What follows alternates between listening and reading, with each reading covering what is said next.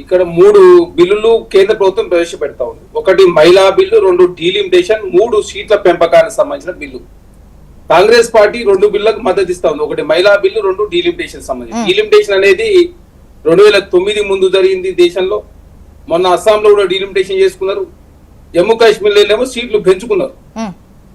జమ్మూ కాశ్మీర్ ఎందుకు సీట్లు పెంచుకున్నారు? జమ్మూలో 1 సీటు, కాశ్మీర్లో 6 సీట్లు పెంచుకొని అక్కడ వాళ్ళ రాజకీయ ప్రాబల్యం కోసం మాత్రం అక్కడ పెంచుకున్న పరిస్థితి మనం చూసినాం. మొదటిసారి ఎస్సీ ఎస్టీలకు కూడా రిజర్వేషన్ జమ్మూ కాశ్మీర్ ఇచ్చింది కేంద్ర ప్రభుత్వం. ఇక్కడ అస్సాంలో ఏం చేశారు? 30 నియోజకవర్గాల్లో ముస్లింల ఓట్లు ఎటు పడితే అటు గెలిచే అవకాశం ఉంటే దాన్ని 10% కుదించడం కోసం బౌండరీస్ మార్చుకొని అక్కడ డీలిమిటేషన్ చేశారు.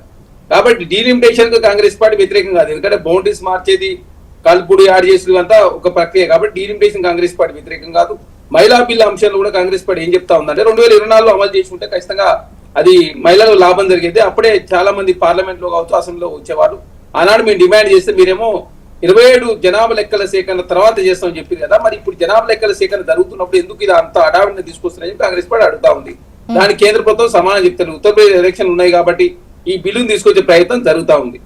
అదే కాకుండా మహిళా బిల్లు, డీలిమిటేషన్ పేరు మీద ఈ సీట్ల పెంపకానికి సంబంధించిన బిల్లును అదేవిధంగా ఆమోదించుకోవాలని చెప్పేసి కేంద్ర ప్రభుత్వం ఒక కుట్రపూరితంగా ముందుకు పోతా ఉంది.